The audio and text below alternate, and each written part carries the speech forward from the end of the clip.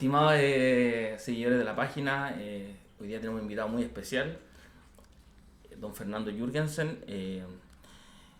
Don Fernando, muchas gracias por estar acá. Gracias a ti, Miguel. Un agrado tener personas que tienen, para mí, más experiencia que uno, así también uno sabe también de dónde aprender y Tenemos un poquito más de años de recorrido.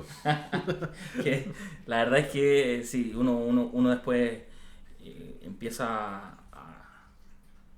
a llegar a más personas y menos mal que tuvimos algún contacto y gracias por acceder a esta entrevista para que al final No, siempre es un agrado el poder hablar con colegas que tienen la intención de mejorar un poco nuestra labor profesional. Siempre es bienvenido a ese tipo de instancias. entonces a mí cuando vienen a este lugar, yo le pongo el cuarto oscuro porque es como antes, o la cámara oscura, me gusta. ¿Por qué? Porque al final hacemos como honor a nuestros ancestros, po. No me haga hablar de la experiencia en Cuarto Oscuro porque sería mucho más que... Así que no. Eso lo vamos a cortar. Como que era solamente... No era solamente revelar. No era solamente ir a revelar. Bueno, pasan cosas en el cuarto oscuro. Se echan a perder las placas. Pasa, exactamente. Cosas como esas. A veces no cargabas bien la placa. Entonces, a mí me gusta que, bueno, o también puedo presentarlo yo, pero siempre existe lo que es la autopresentación de quién es don Fernando Jürgensen. Y don Fernando, no, mira, desde el punto de vista profesional, lo que les puedo comentar, es decir, yo egresé el año 93 de la Universidad de Tarapacá. Soy ariqueño por adopción, viví desde los 2 años en Arica, así que cuando ya me tocó entrar a la universidad, vi la opción de estudiar tecnología médica en Arica. En realidad no muy convencido de lo que era la tecnología médica, pero durante el tiempo que estuve en la universidad me gustó mucho la carrera, me gustó mucho la mención de radiología y física médica, por eso entré a ella, no sin mucha dificultad en esa época. Teníamos 9 semestres de formación universitaria. Por eso no salíamos con el grado de licenciado, que eso lo obtuve posteriormente. Eh, pero era un poco lo que estaba en Arica y por lo tanto lo estudié allá. Y como te decía, no era fácil porque la formación en Arica era muy, muy difícil. Era muy extraño que alguien que ingresaba en primer año saliera en los 9 semestres corridos. Eran muy escasos las personas que salían así, es decir, eran 2 o 3 por generación. Estamos hablando de ese nivel. Lo normal era quedarse un año. Un año más. Eso era lo normal. En mi caso fueron un poquito más. ¿Ah? Pero siempre cuento la anécdota de que con 2 compañeros con los que entré, fue con los que salí. Por lo tanto, no fui el único. Así que al menos fue un poco eso. Bueno, como te contaba, estudié allá y todo eso. Posteriormente, como obviamente no había campo clínico en la zona norte para quedarse haciendo la parte de internado, me envió a la universidad a hacer mi internado en el Hospital de Carabineros. Por una casualidad nomás llegué ahí, porque estaba destinado para otro lado, pero al final me llevaron al Oscar. Y tuve la suerte de tener muy buenos colegas que me recibieron en el Oscar. Y ya a una semana de terminar mi internado me ofrecieron quedarme trabajando en radiología. A mí me gustaba mucho más la radioterapia, ¿ah? Pero y posteriormente de ese internado yo me iba a hacer radioterapia al Capolicán Pardo Correa, hoy en día el Hospital del Cáncer. Entonces, pero acepté la invitación del Hospital de Carabineros a trabajar ahí, así que terminé un día viernes de hacer mi internado de radioterapia y el día lunes ya estaba ya trabajando contratado en el Oscar. Y el Oscar fue muy buena escuela, aprendí mucho de los colegas con los que trabajé ahí. Trabajé como creo que 2 o 3 años más o menos por ahí y ahí empecé a desarrollarme ya en distintos ámbitos de la imagenología, pero ese fue un poco el punto de inicio. Y un poco en cuál fue el que yo noto como que fue mi despegue desde el punto profesional, fue que una de las profesoras que yo tuve en el Oscar, Patricia Yavar, la Pati me invitó a trabajar en un centro médico que estaba partiendo en ese momento, que todavía existe, que se llama el Centro Médico Vival. Y cuando llegué a Vival a reemplazar a Patricia, me doy cuenta que hay radiólogos que estaban recién egresados de la beca de San Juan. Entre ellos dos radiólogos que hoy en día son bastante importantes, Rodrigo Ferreira y Paulina González. y un becado que estaba, que era un radiólogo que estaba de segundo año también ahí en el San Juan, Patricio Pallavicino, que hoy en día es el jefe del J. Aguirre. Por lo tanto, tuve la suerte de haber trabajado en su comienzo, cuando yo estaba partiendo como radiólogo con este grupo de profesionales que me enseñó mucho y que tuve la suerte de que valoraban mucho la labor del tecnólogo médico. Por lo tanto, ellos no entendían que un tecnólogo fuese un solamente tomador de examen, sino que fuese lo que debía ser un tecnólogo médico. Así que me desarrollé mucho, tuve la suerte de después trabajar mucho tiempo también con Rodrigo Ferreira en otras áreas, y es un poco eso. Y ahora estoy donde estoy un poco por todo lo que me llevó el tiempo de la vida profesional de haber trabajado en varios lados. Incluso la docencia, que también el centro médico también empezó a dedicar a recibir alumnos. Me empezó a gustar también un poco el ámbito de la docencia y me empecé a introducir un poco en esa área. ¿Y actualmente cuáles son sus labores? Actualmente me pasé del área asistencial al área oscura, que es el área comercial. La área oscura no oscura. Es bonita. Es bonita, pero uno cuando está en el área asistencial siempre ve que el área comercial es como una cuestión como media extraña, así como, bueno, el marketing es malo. No, así como que te van a vender siempre un poco el producto que no siempre es el que dicen que es un poco eso. Entonces, pero no, hace 7 años atrás tuve así un pequeño, digamos, temblor profesional, personal y todo eso, y me hizo hacer un cambio en lo que estaba haciendo, y dejé la universidad, dejé el centro médico en que estaba trabajando, y me fui en un viaje sin tener trabajo. Así que me fui en un viaje y dije, ya voy a irme en un viaje largo. Yo ya había estado trabajando un poco con la empresa con la que trabajo ahora en algunas cosas part-time. Y cuando estaba en este viaje largo me llaman y me dicen, ¿sabes qué? Está la posibilidad de que ahora sí entres como aplicacionista clínico al área de ultrasonido a trabajar con nosotros en José Ingeniería. Y bueno, le dije, pero yo estoy en esta otra parada en este momento, espérenme un par de semanas y puedo ir con ustedes.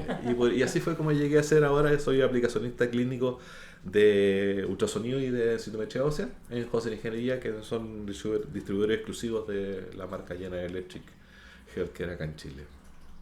Así, esa es mi labor hoy día preferencial. Preferencial, sí. Un aplicacionista, imagínense tener el acceso a una persona que nos pueda contar desde esa mirada a los que... Porque también yo me encuentro también como en esa... ¿no? En promover también que hagamos ecografía dentro de todas las personas que lo promueven. Yo veo que es importante que no soltemos eso. Creo que es importante, pero también hacerlo como corresponde. Bueno, el área de ultrasonido con aplicaciones de clínica y tecnólogos médicos, cuando yo entré a José Ingeniería, éramos muy pocos tecnólogos que trabajábamos ahí. Y hoy en día con gusto me doy cuenta de que las empresas se han dado cuenta de que los tecnólogos médicos de imágenes son un profesional indicado para hacer las aplicaciones clínicas de ultrasonido. Entonces ya hoy día ya no solamente lo vemos en General Electric, ya lo vemos en Siemens, ya lo vemos en Philips, ya lo vemos en Canon. Entonces partimos, yo al menos no sé, en el tiempo que partí, un poco creo que junto con la colega de Canon, pero que hacía más que nada mamografía también, la Bernardita, y a lo mejor la Nelly Over, que está en Siemens, quizás estaba ya haciendo aplicaciones, pero no había nadie más. Hoy en día hay bastante más gente, y cada vez me doy cuenta de que cuando se abren cargos de aplicacionista clínico, como que están orientadas a que sea un tecnólogo médico el que tome al menos el área de radiología. Hay que entender que el ultrasonido no solamente es el área de radiología, o como se lo denomina la industria, que se llama General Imaging, GI, así por decirlo en inglés. Sí. La ecografía también es de ecocardio, también es de la ecografía de la embarazada, la ginecobstetricia, todo eso. Por lo tanto, al menos lo que es el área de la GI sí está más orientada al área del tecnólogo médico cuando te piden un aplicacionista. Nosotros, principalmente, cuando también vemos el área de ginecobstetricia, lo orientamos más a lo que sea una matrona. Y la gente, y para lo que es cardio, para lo que son técnicos en cardiología, que en Chile no existe. Sí, el tecnólogo médico me he dado cuenta que está tomando un poco esa área, cosa que yo pensé en su momento de que no iba a ser así, que no íbamos a llegar a empezar a hacer ecocardio. Pero ya hay un grupo de colegas que me doy cuenta que están haciendo ecocardio y que su formación me parece una formación muy buena. Así que yo también creo que en el futuro vamos a tener también esa área tomada. Pues ya hay un grupo ya, creo que son como 5 colegas que están trabajando un poco en el área de ecocardio.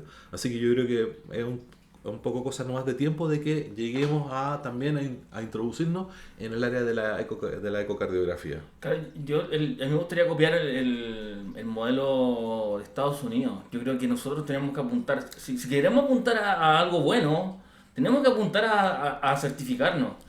Y creo que ese es el punto para que al final después no te busquen, tienes tus credenciales, ok, usted sabe. Claro.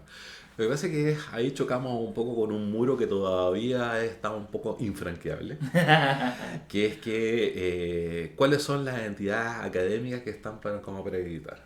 Son las universidades.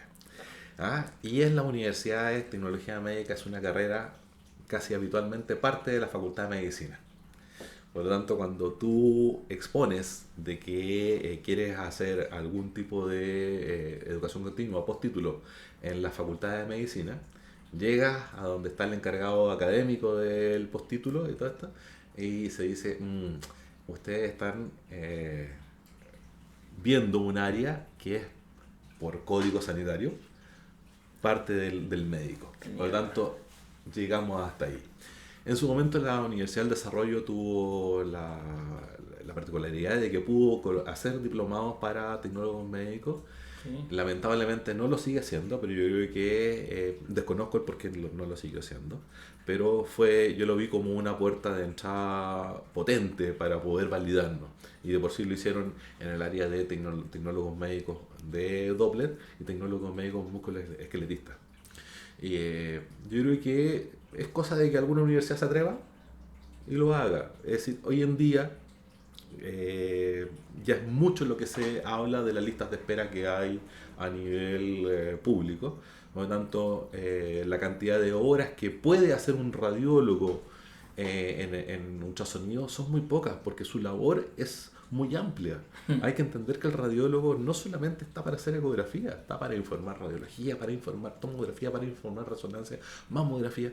Es demasiado el trabajo que tiene el radiólogo hoy en día en el área pública, como para también entender de que vaya a bajarse las listas de espera con los radiólogos.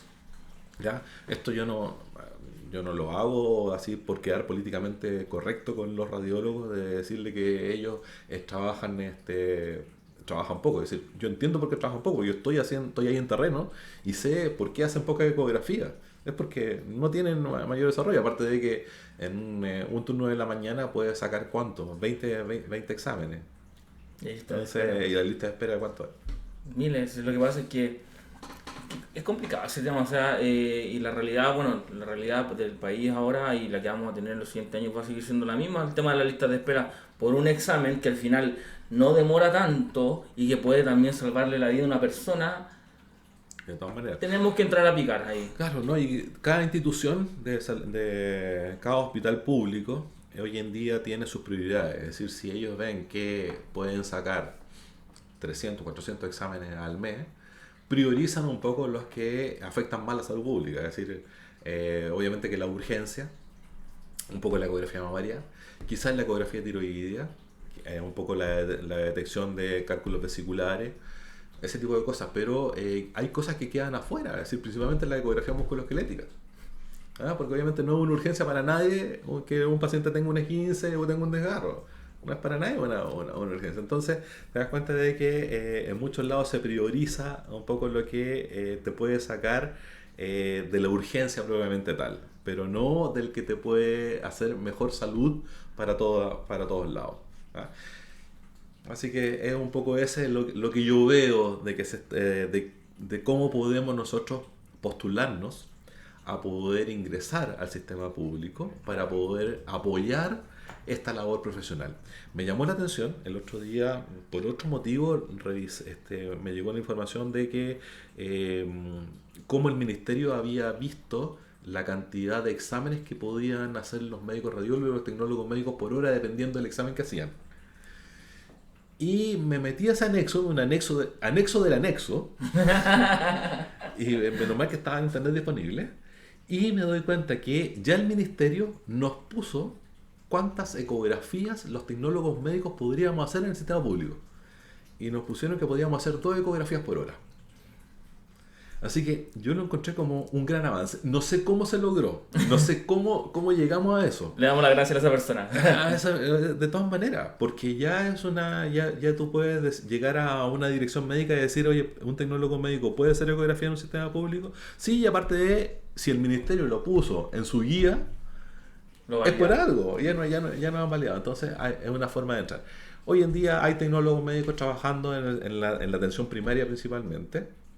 No he visto yo tecnólogos médicos trabajando en hospitales dirigidamente, pero sí he visto que están trabajando en la atención primaria. También es una forma ya de poder ingresar. Yo creo que nos queda mucho camino por recorrer. Ya llevamos, yo principalmente creo que ya llevo 10 años hablando de este tema a todo nivel. Yo partí haciendo docencia de ultrasonido el año, a ver cuándo debe haber sido, el 2008-2009 en la Universidad Andrés Bello. Cuando partimos con el primer grupo de tecnólogos que formamos en la asignatura de ultrasonido, que en ese momento estaba unida de hemodinamia, pero ya al menos los chicos podían tomar un transductor y hacer una ecografía abdominal. Entonces ya llevamos alrededor de 15 años en esta formación universitaria, así que yo creo que algunos frutos se están viendo ahora, pero queda camino por recorrer, y la idea es que exista gente que tome un poco estas banderas y vaya donde haya que ir a hablar y poder hacer más presión. Creo que en este momento la salud pública es un elemento políticamente que uno puede presionar y lograr cosas importantes. Sí, lo que pasa es que duele ver que una persona que no tiene dinero, porque la gente que va al sistema público no va por gusto en estos momentos, es gente que no tiene acceso. Lamentablemente. El 80% de la población está en el sistema público de salud provisional. Por lo tanto, el 20% solamente tenemos ISAPRE. El 80% está donde el paciente necesita apoyo para poder hacerse los exámenes, porque no cuenta con los recursos para poder hacerlo. Claro. Y en el caso, bueno, los sonographers son una línea que tenemos que avanzar. También en el Reino Unido también se utiliza harto el tema del prereporte. Allá es más que el pre-reporte, ya incluso ya te hacen el reporte, ya derechamente. Sí. Derechamente ya hacen el reporte, así que no sé, ya, pero partamos por algo. Por algo chiquitito. Por algo empecemos un poco a meternos en el área pública. En el área privada ya estamos muy establecidos. Ya hoy en día todas las grandes clínicas de Santiago tienen tecnólogos médicos trabajando haciendo ecografía, clínica alemana, clínica Dávila, clínica de la Universidad Católica, los centros médicos, las grandes, digamos, cadenas de centros médicos, Integra Médica, Vida Íntegra, tiene una gran cantidad de tecnólogos médicos haciendo ecografías. Yo creo que el gran volumen de ecografías lo hacen los tecnólogos médicos en estas cadenas de centros médicos. Por lo tanto, ya antiguamente cuando me decían, no, en Concepción es imposible que un tecnólogo médico haga ecografía porque allá no se puede y todo eso, ya tenemos colegas tecnólogos muy bien formados haciendo ecografías en Concepción. Por lo tanto, esto es una cosa de tiempo, pero a ese tiempo, como tú bien decías, hay que involucrarle una acreditación, una certificación. Y oficial, por favor. De todas maneras, es decir, no pueden hacer, una OTEC que te diga, tú puedes, te dé un certificado y tú te sientas como certificado para poder hacer, para la redundancia, para poder hacer ecografía. Es decir, por muy buena que sea la OTEC y todo eso, tiene que haber una validación más ministerial. Una validación que sea que esté más acreditada que la de un OTEC. Claro. Así que eso es un poco mi opinión de lo que debiera ser la formación del tecnólogo en ecografía. Ahora, Yendo mucho más allá, yo creo que hoy en día el tecnólogo médico de imagenología abarca demasiado. Yo en su momento en alguna universidad propuse en que nuestra mención ya se dividiera. No seamos imagenología y física médica, sino que tuviésemos una división interna. ¿Ya? Igual como los colegas del laboratorio clínico de hematología banco de sangre, también es como abarcan mucho y apretan un poco. ¿Ah? Nosotros también un poco estamos con muchas cosas, pero después nos dedicamos hoy en día. Hoy día los colegas que se dedican a ecografía, que se dedican a 5 años de ecografía, ¿hace cuánto tiempo que no toman una radiografía? ¿Hace cuánto tiempo que no presionan un botón de disparo en un equipo de rayos? Claro, eso es especializarse.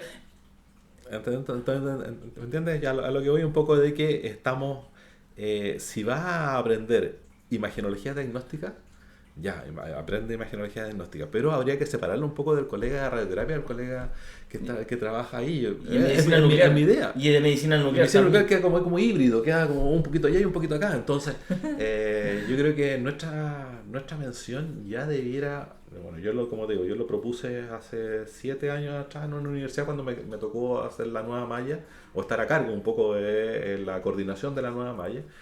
Pero obviamente que las universidades no están dispuestas un poco a hacer tanta innovación. Son más conservadoras. Son un poquito más conservadoras. Aparte que tú tienes que pensar de que cuando tú haces una malla para hoy día, la estás haciendo hoy día año 2022, la estás haciendo para el año 2027-2028.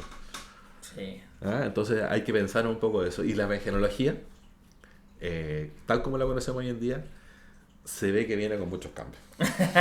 Y usted lo ha vivido varios. Se viene con muchos cambios. He tenido la suerte de viajar y estar en los principales congresos, principalmente en la RCNA, la vengo viendo ya hace 5 años, 7 años más o menos, y uno ve para dónde está yendo la micro. Y la micro está yendo a que nosotros como tecnólogos médicos puede que tengamos problemas para desarrollarnos presencialmente, ¿ya? Y que seamos cambiados por estructuras, máquinas o software que puedan intervenir en lo que nosotros estamos haciendo. Porque también hay que ser bastante, digamos, no hay que ser tan puritano. Nuestra labor profesional es un algoritmo en muchas cosas. Por lo tanto, ese algoritmo lo puede reproducir una máquina. Fácilmente, y sobre todo con el machine learning y todas estas cosas que el algoritmo aprende más encima y prospectivamente calcula, o sea, es una locura. Entonces, y esto es un cambio que, bueno, allá los radiólogos igual leo harto de inteligencia artificial porque me interesa, como también tengo una formación de más informática también, me gusta, pero también igual los radiólogos ya se lo tomaron como que ellos van a bailar en conjunto con la inteligencia artificial. Claro. Después de que un tiempo ellos dijeron que nos van a cambiar. Claro, que nos van a... Porque eso yo lo vi, me acuerdo, en un congreso 2017 más o menos. Vi un par de charlas de radiólogos que ellos ya estaban muy preocupados porque se venía el cambio del radiólogo por los sistemas de inteligencia artificial. Pero la última vez que se hizo un congreso presencial acá en Chile de radiología, me acuerdo haber asistido a la charla del doctor Oscar Contreras, el jefe de la Católica, en donde el doctor Contreras hacía una muy buena evaluación de cómo el radiólogo iba a subsistir a esta avalancha de inteligencia artificial. ¿Qué se iba a hacer? Pues si al final es que lo que pasa es que ahí nos metemos en la ética. Y cuando está la ética, la bioética en este caso nuestra, tiene que haber, no le vamos a echar la culpa a la máquina si no usa el diagnóstico. Exactamente. No, bueno, echar la culpa buscando un culpable al tiro. Y siempre el hilo se corta por lo más delgado. El tecnólogo. Es que la bioética es así, la bioética lo que hace es balancear las cosas y decir, a ver, tomar decisiones basadas en la evidencia, pero también hacerte responsable si es que cometes errores. Y también, lo que pasa es que nadie nos va a felicitar por nuestros aciertos. Porque es nuestro trabajo. Pero no te van a felicitar, pero tú te vas a tener la satisfacción de que pudiste aportar a que esa persona que estaba acostada en tu camilla salió con un buen diagnóstico. salió con un buen examen y un examen diagnóstico. Eso da gusto. Por lo tanto, eso da gusto y por otro lado, bueno, sabemos los sinsabores de nuestra profesión. Sabemos que a veces no nos gusta mucho un poco porque nos toca ver cosas que no son muy bonitas. Pero te queda la satisfacción, no la satisfacción, sino que te queda la tranquilidad de que hiciste tu esfuerzo para poder entregarle a esa persona un diagnóstico que a lo mejor no va a ser muy bien recibido por ella, pero que al menos tú hiciste tu trabajo y lograste darle una respuesta. Sí, y, bueno, están acá pacientes con enfermedades que están y que después no están. Exactamente. Que dejan este plano. Exactamente. Por eso no me gustó la radioterapia. Cuando hice mi internado de radioterapia me di cuenta que no era para mí, siendo que en la universidad era la asignatura que me gustó mucho más, por la cual me fue súper bien. ¿En serio la que más le gustó? La que más me gustó, siendo que nosotros la teníamos en el último año. Nosotros teníamos radioterapia en el último año y era el ramo conocido en la formación de la tarapacá de los años 90, años 80, la que decidía que tú salías o no salías como tecnólogo médico. Es decir, era un peso. Los profesores que teníamos en su oportunidad eran muy fregados, eran muy digamos, ellos decidían si tú podías salir al ámbito profesional, entonces no eran pocos los que se quedaron en esa área. Ya la universidad muy pocas veces daba tercera oportunidad, por lo tanto tú estabas la primera y echabas la segunda y chao, para la casa. Y en último año, es decir, había estado 6 años en la universidad y ahí te decían no es su campo. Pero bueno, como te decía, me fue muy bien en radioterapia, tuve la suerte de que el profesor que me tocó en su oportunidad me enseñó de forma muy práctica y creamos cosas que en ese momento eran como súper revolucionarias, que incluso después me las pidieron de algunos centros acá en Santiago, unas regletas, unas estupideces que yo lo veía, pero que se lo desarrollamos, y hoy en día ya todo eso te lo hace un computador, es decir, esa regleta era para tú calcular la isodosis en 10 minutos, siendo que cuando tú ocupabas la search, cuestiones así, te demorabas media hora. Con esto lo bajabas a 10 minutos, pero hoy en día lo metías en un computador y te lo hacen en 10 segundos. Pero es que está hablando de esos tiempos también. Lo que pasa es que la innovación y la mente creativa también parte de esas cosas. Porque al final, cuando estamos nosotros en el campo de atender a un paciente o en una urgencia o lo que sea, hay que improvisar a veces, pero improvisar desde el conocimiento, no improvisar a lo tonto. De alguna manera. No, es decir, para los que hemos hecho radiología de urgencia en lugares que no tenían muchos recursos, era a cada rato tener que improvisar. Tenían que improvisar a cada rato, es decir, alguna cosa, es que este paciente viene de esta forma y toda la cosa, ya listo, pucha, hay que hacerlo de esta forma, hay que hacerlo de esta otra. Bueno, había que arreglarse con los recursos que uno tenía. Ahora, hoy en día, aprovechando un poco esta pregunta, decir que antiguamente uno encontraba pocos recursos en el sistema público. Hoy en día tú te encuentras con muchos recursos en el sistema público, pero que a veces no están bien desarrollados. Muchas veces los servicios de salud son los que hacen las adquisiciones. Ahora que estoy en el área comercial un poco me doy cuenta de eso. Y a veces compran un Ferrari donde van a ocupar una Citroeneta. Entonces a veces nos quejamos mucho que no tenemos muchos recursos, pero a veces tenemos los recursos pero no los manejamos más allá porque dicen no, es que a mí me contrataron solamente para hacer esto y yo no hago nada más que eso. Bueno, de repente si te das cuenta de eso tienes que hablar con tu jefatura, hablar con la dirección y decir, ¿sabes que se pueden hacer estas otras cosas? Pero para estas otras cosas necesito o tiempo o necesito otro aislamiento, otro recurso, pero vamos para allá, es decir, también nosotros no nos quedemos con que nos están enseñando cosas, es decir, nos están poniendo equipamiento que nosotros lo vamos a ocupar hasta ahí nomás. Es que la proactividad, lo que pasa es que, a ver, es que hay que tener cuidado con lo que uno dice de manera correcta. Lo que pasa es que la cultura organizacional, que eso por ejemplo yo como me gusta estudiar casos de empresas como Apple por ejemplo, ellos tienen se decía que Steve Jobs era un tirano, pero aún así ese tirano sacó unos productos que la gente hace cola, por algo debe ser. Entonces, la cultura organizacional que había en Apple, imagínense cómo tiene que haber sido. así. Y siempre proactivo, equipos de desarrollo, equipos de lluvia de ideas, cosas así. Entonces, claro, de repente en el día a día también a todos nos pasa que durante un tiempo nos da que, ¿sabes qué? Caemos en la monotonía. Y ese Ferrari que tenemos, ese Ferrari es que también la máquina también, también es al final es el medio. Porque yo puedo tener un Ferrari, pero si no sé manejarlo como corresponde. Eso, a eso es más que nada, si de repente no sabes manejar Ferrari, entonces ay, como no lo sé manejar tan bien, ya y lo ocupo como citroneta. No voy a pasar los 60 km por hora porque si paso los 80 a lo mejor se me puede desestabilizar un poco el manubrio o alguna cosa así, entonces ya lo ocupo hasta 60 nomás. Siendo que la cuestión te puede dar 200 kilómetros y no se te va a dar vuelta el auto por culpa del auto. Hablando de Ferrari y yendo a este esquema de preguntas que igual tenemos un poquito, yo le quería preguntar también qué avance tecnológico usted ha visto que lo ha impactado más durante todo este tiempo, así, o dentro de todos los avances que han existido. Dentro de todo, se lo que comentábamos un poco antes de abrir la grabación.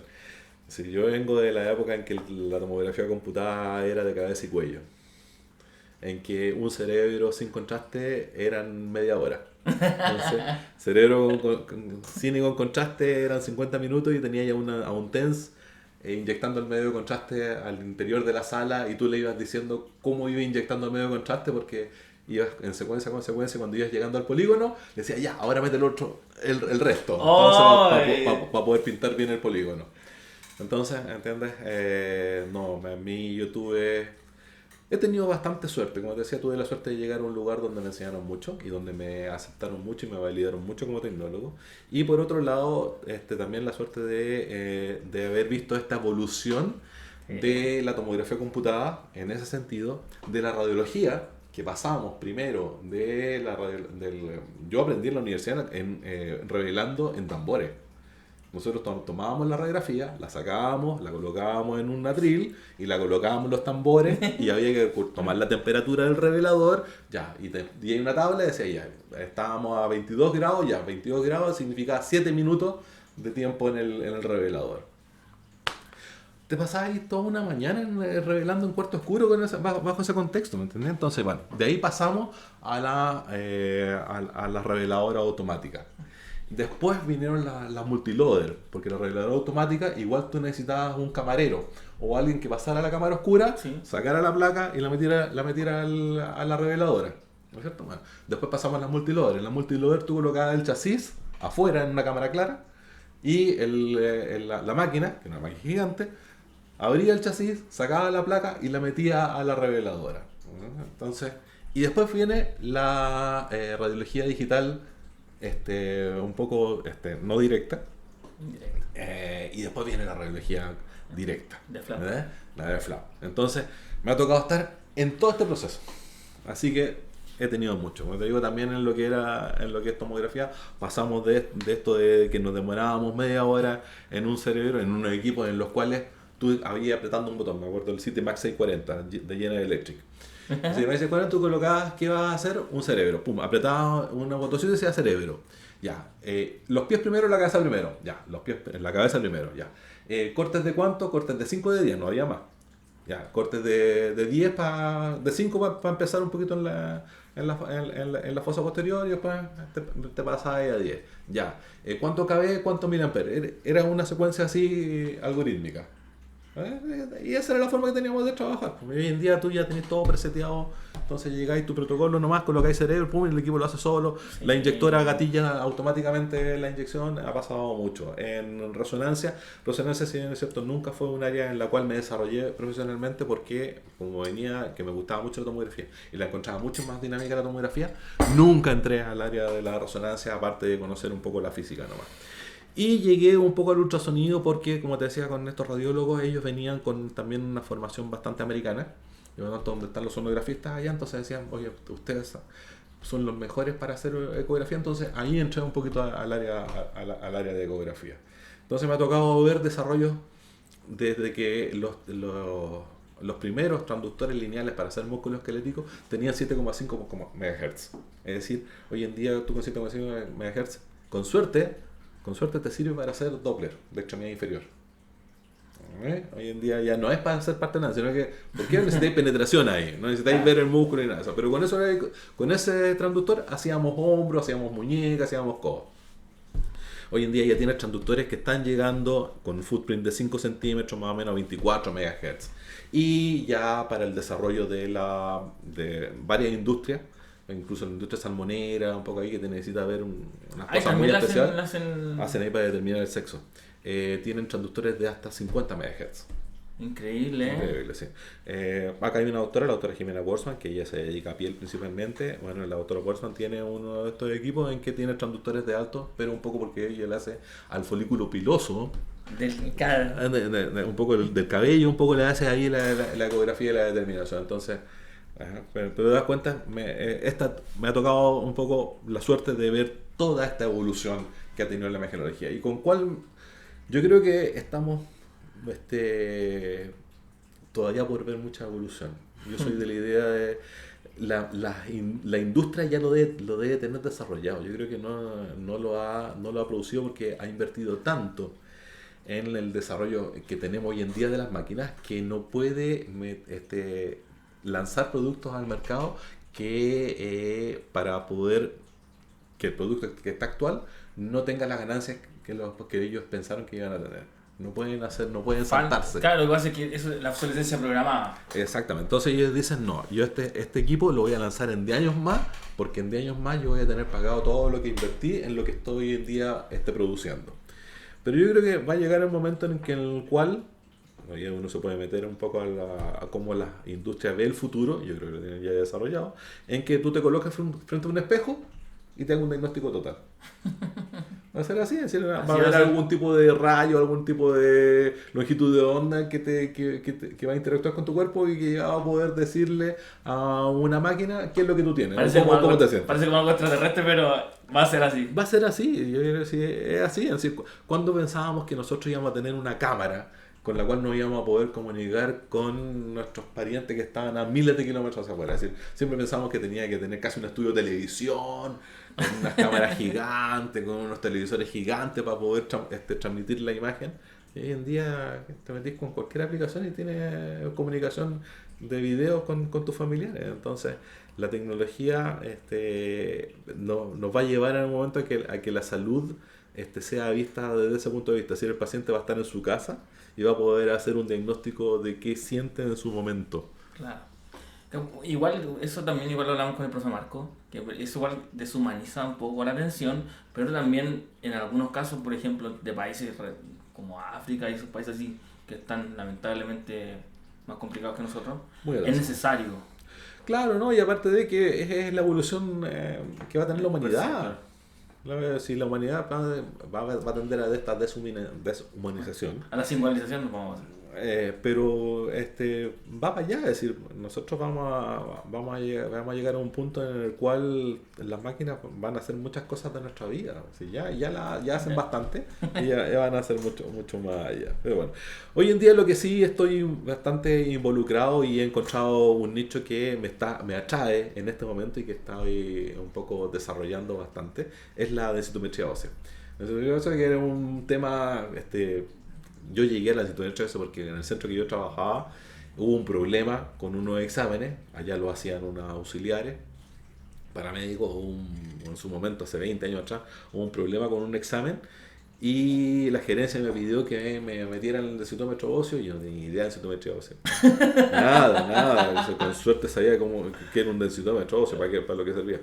Y tuve que involucrarme ahí. Y empecé a hacer densitometría y hice densitometría mucho tiempo. Y ahora cuando llegué a la empresa Hoser es el principal distribuidor de densitometría en Chile. La mayoría de los equipos de densitometría ósea en Chile son marca General Electric. Entonces dije, yo sé hacer densitometría, ya me metieron al área de densitometría ósea. Entonces hago la aplicación también de densitometría.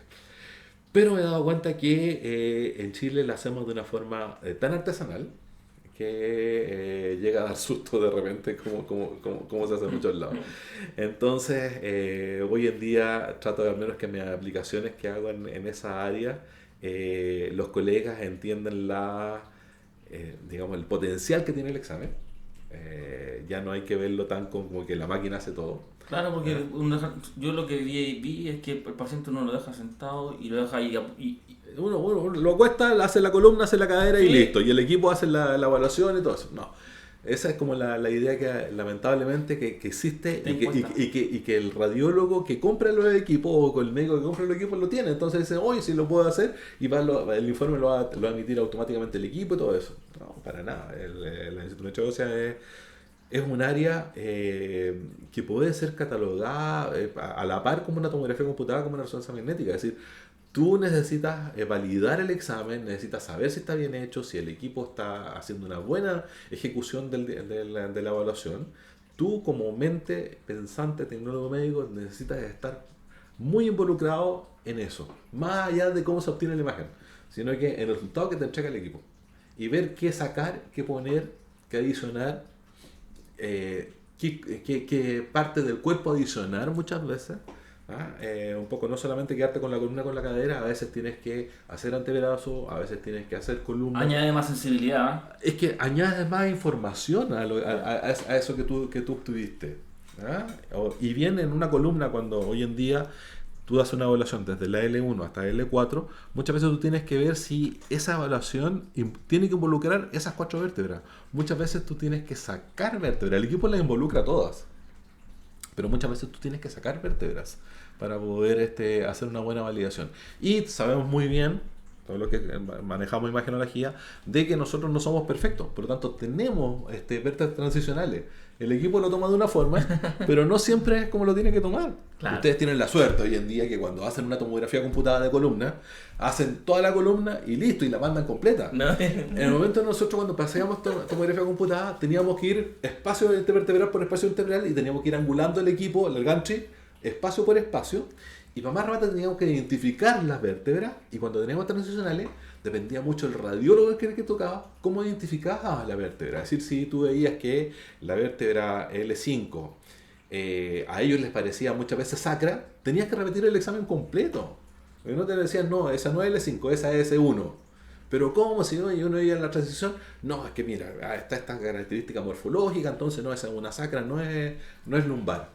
Y tenía que volver a repetir el examen. No, mira, el gran dolor de cabeza durante, yo diría, unos 5 años fue el con qué radiólogo te tocaba hacer la columna lumbar, porque dependía de eso, cuando te tocaba una transicional, cómo identificarla. Bueno, igual estaba hablando de cuando había tecnología de, bueno, no la multi-slice, pues no. Exacto, en la convencional. La convencional. La convencional, por eso te decía, tenías que ir espacio por espacio y tenías que ir angulando angulando el gancho espacio por espacio. No, y cuando tenías el L5, que era más allá de los 20 grados, era un chiste, porque ahí tenías que improvisar, tenías que ver cómo colocar al paciente para que quedara al menos en 20 grados.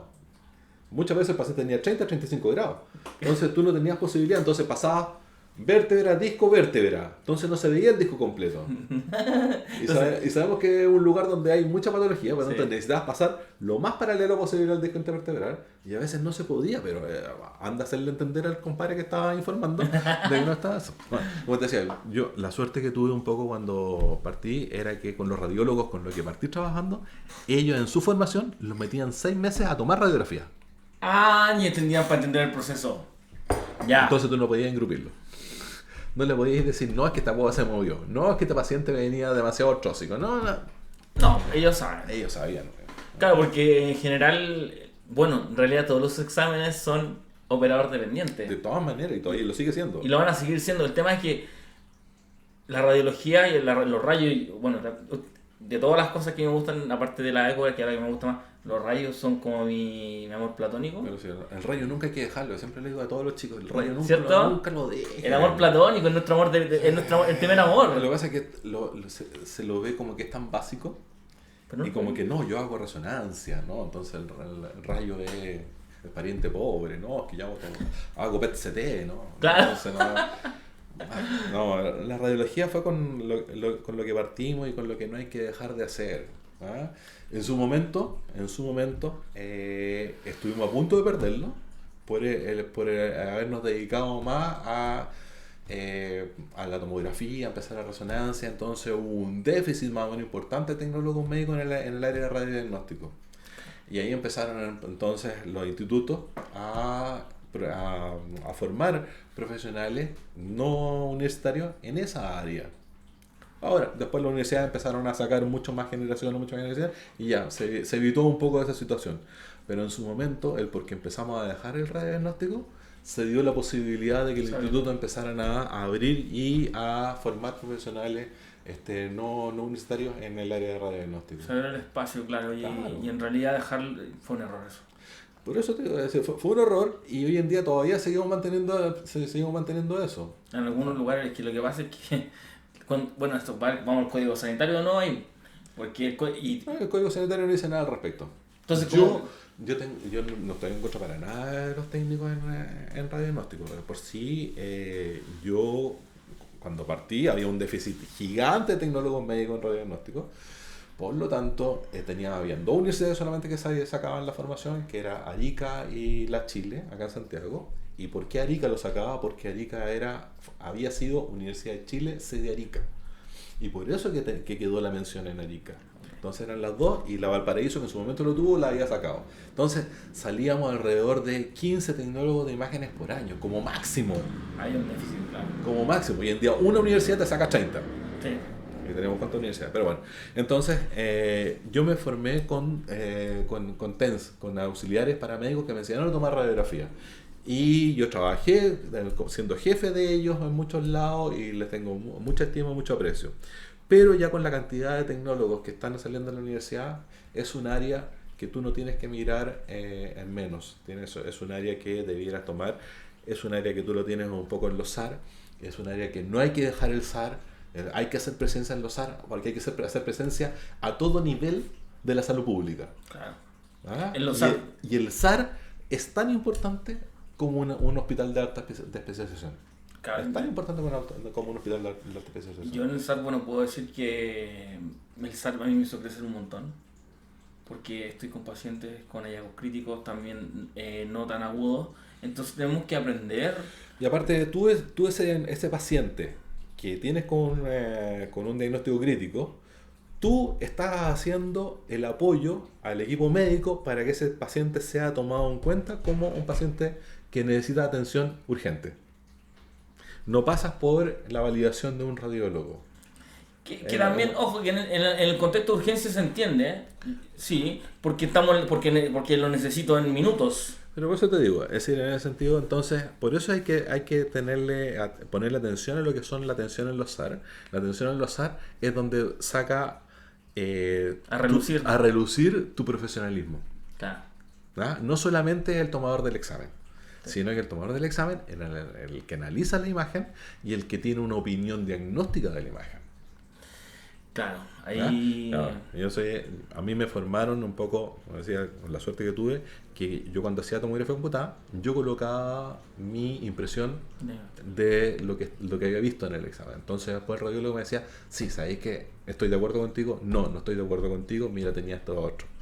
Entonces no era solamente obtener la imagen, sino que yo tenía que hacer un análisis porque tenía que ver, en su momento, como decía, teníamos 8 equipamientos, entonces... hacíamos un arterial o una arterial un poquito más tardía, hacíamos un venoso, hacíamos un tardío. ¿A qué le hacemos tardío? Porque tampoco, es decir, un abdomen, tú te demorás 4 minutos en hacer un abdomen. Por lo tanto, tú no tenías un arterial en la ilíaca. Con suerte tenías eliminación, ya veías ya la vejiga llena de contraste ya cuando llegabas a la vejiga. Entonces, te das cuenta, entonces tú tenías que hacer un análisis, ya viene con este diagnóstico. En la fase sin contraste, ¿le viste algo que tenía se comparaba con lo que decía el diagnóstico o no se comparaba?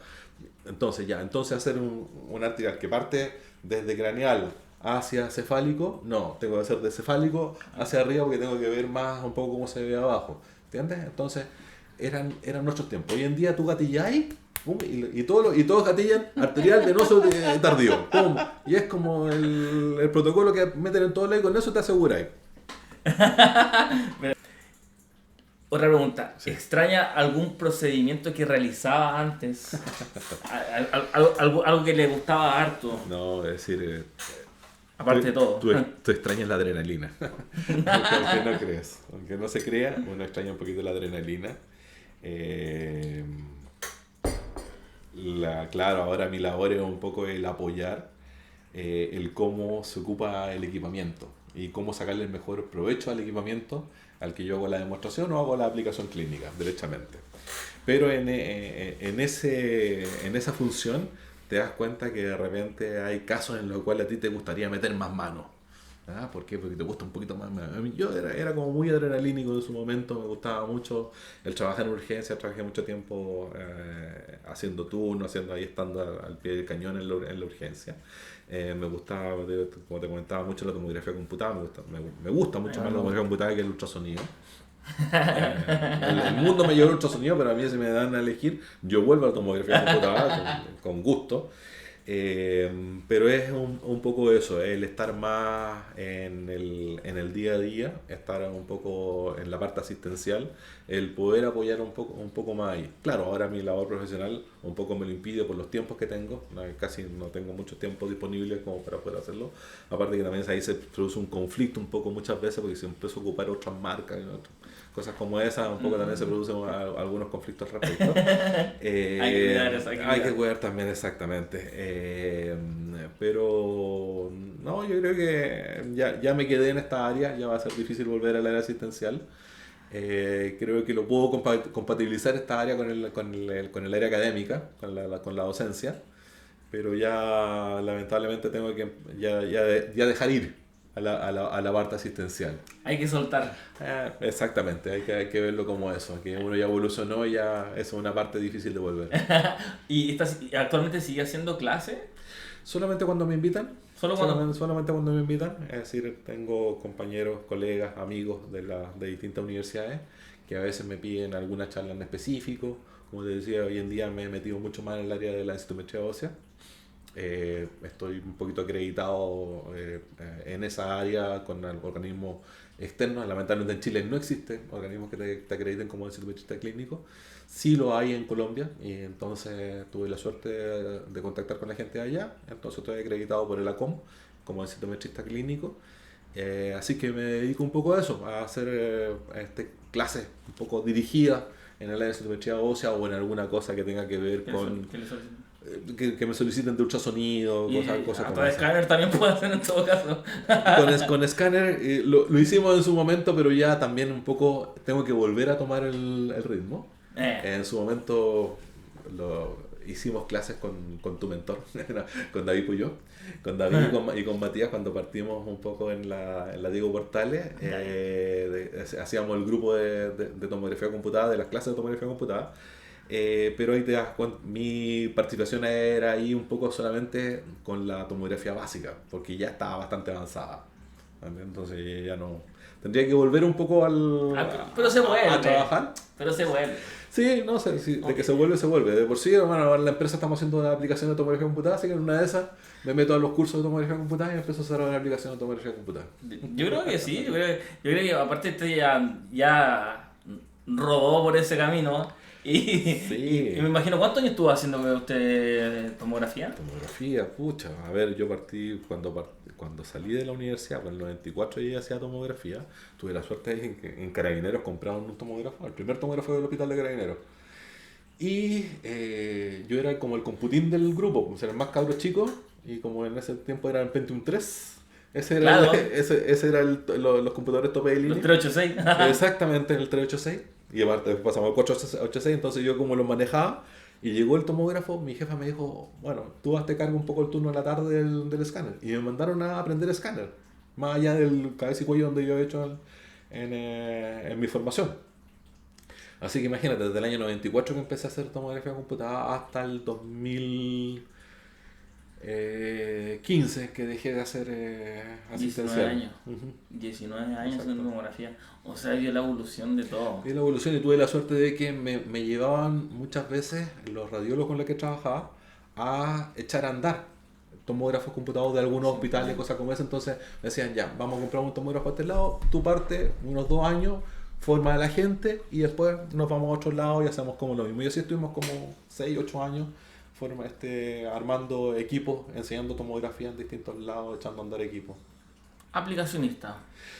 Sin querer queriendo, en su momento, claro que fui sí. aplicacionista, pero más que nada fue ir a enseñarle a los colegas Lo que a mí me enseñaron también otros colegas. Claro. Tuve la suerte también de que cuando me mandaron a aprender a hacer tomografía computada, me mandaron con los que hoy en día son como los grandes señores de la tomografía computada. Los lords. Los locos, claro, Julio Malermo, que está en la alemana, Julio de las entidades de tomografía computada. Fue una de las personas que me enseñó. Marcelo Mendoza, que hoy en día está de coordinador en la Andrés Bello. Ay, Juan Faunde, que también ha pasado por varios lados. Con esas personas me mandaron un poco a aprender más tomografía. Y en ese momento incluso estaba el doctor Sofía pasando como becado de radiología, hoy en día el jefe de la alemana. hablando de eso, hablando de la educación, que lo habíamos tocado así, por encima, pero ahora podríamos hablar. ¿Qué opina usted de la educación continua aquí en nuestro país? Para nosotros es un pariente pobre todavía. Las universidades han querido hacer muchas cosas porque las universidades hoy en día se validan a través de los cursos de no solamente pregrado, sino que posgrado. Yo que estoy metido adentro, a las carreras le exigen hacer posgrado, pero todavía no hemos encontrado mucho nicho para poder hacer posgrado a nivel universitario. Yo creo que ese es un tema que todavía hay que desarrollar y desarrollar bastante. Hay muchas cosas ahí que se pueden hacer. Y bueno, está un poco Diagnotec Med a través de Marcelo Centeno, que ha tratado un poco de tomar esa bandera y está haciendo bastante. Y así como otros grupos también están tratando de hacerlo, pero yo creo que esto tiene que pasar un poco en las universidades. Ya luego, ya debiera estar ya en la universidad, ya debiéramos tener cursos universitarios diplomados del área de tomografía computada que fuese universitario más allá del de la católica. Claro, no, de los que tenemos de tomografía son el de la mayor y el de la Tienes Chile. toda la razón, sí, la mayor con Felipe, la Chile que también lo tomó, pero hay que salir un poquito más allá de lo que es la tomografía Y computada. que haya también una variedad también, porque también eso, o sea, que hayan dos casas haciendo, dos casas, yo digo, como dos casas universitarias. Es que como te digo, hoy en día se le exige un poco a las carreras que tengan que tener posgrado. Por lo Claro. tanto, mira, si hay, no sé, si hay todavía interesados en tomar, que hayan 20 da lo mismo, pero que ojalá desarrollemos otras áreas que vayan más allá de la computa y la resonancia magnética. Como una ecografía. Claro, hoy en día la ecografía, el PET-CT, la radiología, y avanzar un poquito más con la radiología. Has visto como el libro de Mario Díaz ha sido boom de venta, un poco todo lo que son las proyecciones especiales. De hecho, creo que, bueno, él publicó que Bontrager le había escrito algo, el mismo Bontrager, y yo dije, qué genial que un colega, ese tipo de cosas hay que aplaudirla y hay que apoyarla. Yo todas esas cosas las apoyo mucho porque escribir un libro es una tarea titánica. Así es, ¿no? De desarrollar, y aparte de que tú poder entregar esos conocimientos y que esos conocimientos de una forma tal que el que lo lee lo recepciona de buena forma y lo incorpore en su tarea profesional. práctica, Claro. Entonces es excepcional un poco eso. Entonces te digo, hay muchas áreas en las cuales nos podemos desarrollar y ojalá también el que se involucre, que acá me salgo un poco del área asistencial probablemente tal, es que existan también, que en su momento lo hubo, algunos cursos para la parte administrativa.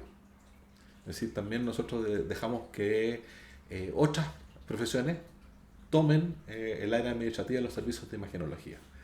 Entonces, Cuando no tenemos dedos para el piano, ahí parece. ¿O no? como que dicen, no, eso es de otro profesional, no es de nosotros, yo me dedico a la tomografía, yo me dedico a eso.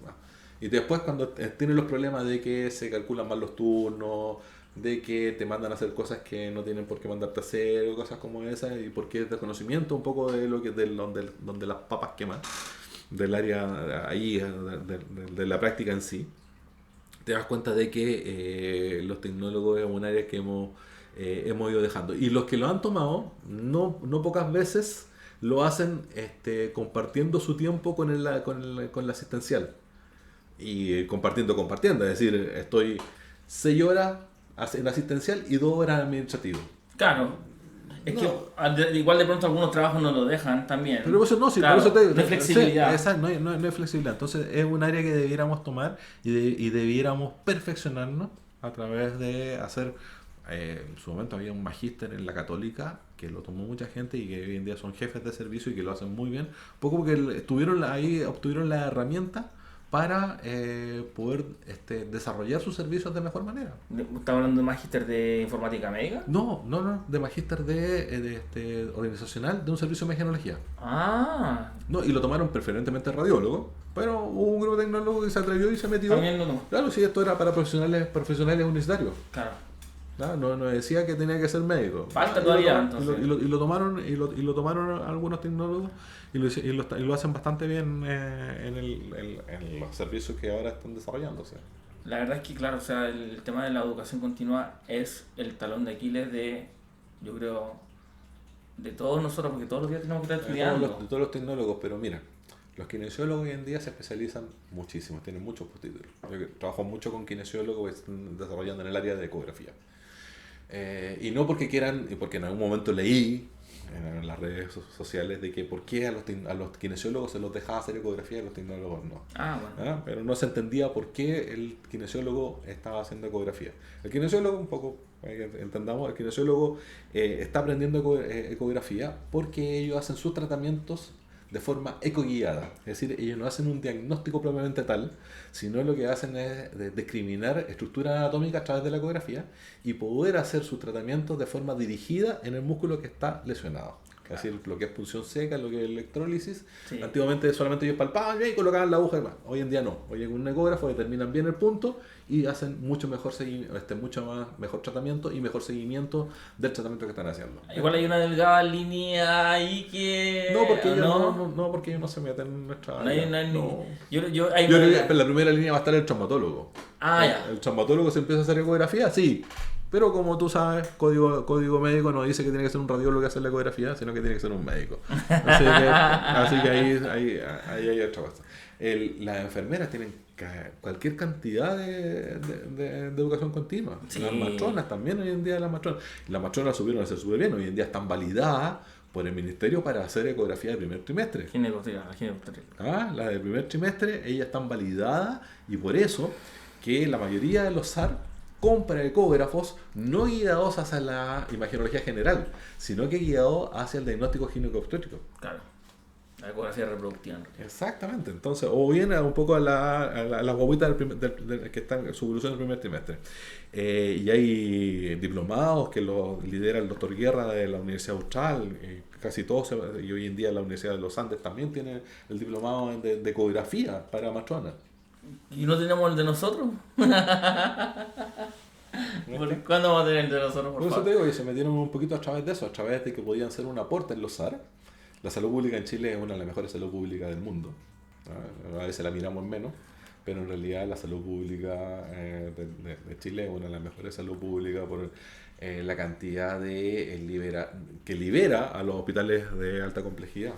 Los SAR prácticamente funcionan como clínicas y me imagino que SN que libera del hospital después se va a ver reflejado de que, bueno, también está el decreto que sacó la presidenta Michelle Bachelet, que también a nosotros no nos gustó mucho. No teníamos mucho lobby en su momento. No, en ese momento como que el SAR fue una buena opción, pero después vino su decreto y como que... ¿Pero qué pasó, presidenta? Claro, pero por eso mismo, porque nosotros no nos hicimos validar en su momento. El radiodiagnóstico lo estábamos dejando de lado y ahí estuvieron las consecuencias. Esto me da culpa y que tenemos que hacer entre todos. Bueno, yo no estaba titulado ahí, pero igual. No voy a decirle a los tecnólogos de antes, no. Eso me da culpa de todos y la idea es que también sigamos también... la idea también de hacer presencia en redes sociales. Es que y aparte de que también las universidades ahí tienen los estudiantes de tecnología médica de las universidades también tienen algo que decir. Es decir, yo fui dirigente estudiantil, no fui de los que estudié en primera línea, es decir, acá no me voy a tirar flores de que pero sí participé como dirigente estudiantil, hicimos sus cosas y valido mucho lo que hacen las universidades, sus dirigentes estudiantiles y cómo en su momento se salió un poco a la calle cuando en la carrera se quiso pasar hacia instituto y cosas como esas. Y yo creo que falta un poco también que las universidades se metan en que se valide más el tecnólogo médico dentro de la salud pública primaria. Entiendo. Bueno, vamos a ver Ya hablamos igual, es que hablamos de... Hemos hablado de tantas cosas. No, hemos en realidad hablado como de todas las preguntas, porque estoy teniendo las preguntas, y hemos hablado en realidad de todas ya. En realidad, pero queda una, la número 7, que me encanta el número 7. Dice, ¿algún mensaje para estas nuevas generaciones? Ay, es difícil. El otro día en una entré como asistente nomás a un webinar que hizo el Colegio Tecnólogo Médico de Arica. El capítulo del Colegio Tecnólogo Médico de Arica, y también justo la colega que estaba como moderadora me vio, parece que estaba participando, me hizo un poco la pregunta esa. Es difícil un poquito contestarla. ¿Por qué es difícil contestarla? Porque como te decía, tengo la posibilidad de ver cómo se está desarrollando nuestra profesión afuera. Cómo se está desarrollando un poquito lo que hace nuestra profesión afuera, mejor dicho. Por lo tanto, veo con cierta preocupación hacia dónde va la labor del tecnólogo médico de imágenes. ¿Ya? Veo cómo se está metiendo un poquito la inteligencia artificial de forma y cómo las empresas están desarrollando un poquito la inteligencia artificial, que podría ser en otro ámbito, pero se están metiendo mucho en el ámbito de reemplazar la labor presencial. Entonces yo lo veo ahí. ¿Cuál es mi mensaje? Es decir, el reconstruirse constantemente. Es decir, yo vengo de él cuando yo aprendí a tomar mi formación en radiodiagnóstico era la más fuerte que había. Tomografía computada no me enseñaron nada. Resonancia cero. Resonancia siempre lo decimos, era un paper en su momento. La clase de ultrasonido lo hacíamos creo que en radiología 3 o radiología 4 y me pidieron que yo hiciera esa clase. Todavía no me acuerdo, no tenía idea que también ultrasonido. Y como era como un seminario, me dijeron que yo hiciera esa clase, imagínate. Yo siempre tomo el ejemplo de la gente de angiografía. Los servicios de angiografía en su momento eran un servicio sumamente especializado. Pocos colegas trabajaban ahí y todo eso. Empezó a aparecer la tomografía computada, empezó a reemplazar los exámenes angiográficos que se hacían en las salas de angiografía. Y la angiografía empezó a evolucionar hacia la hemodinamia, hacia el intervencionismo. Y hoy en día tenemos un servicio que es casi nada comparable a lo que existían hace 20 años atrás. Entonces, yo creo que hay que tomar ese ejemplo un poco para que, si es que llega a suceder algo en la otra área, el poder hacer una reconversión, una reingeniería, con tal de adaptarnos un poco hacia lo que viene. Y no quedarse con lo que te aprendiste en la universidad. Lo que aprendiste en la universidad, ya cuando saliste a los 2-3 años, ya está obsoleto. Hay que entender eso. Es decir, hay una obsolescencia de los conocimientos, hay una evolución de los conocimientos. Una fractura de coles va a seguir siendo una fractura de coles, un desgarro va a seguir siendo un desgarro y todo eso, pero hay cosas que evolucionan mucho más allá. Entonces hay que estar siempre en constante conocimiento y actualización de conocimiento. Y mirar. Y tratar de ver, ser más proactivo y tratar de ver hacia dónde va y subirte, empezar a correr antes de que te pase la micro por al lado. Empezar a correr antes de que pase la micro por al lado, porque si no, cuando ya te das cuenta que está la micro al lado, ya estás atrasado. Bueno, ¿estuvo buena la entrevista?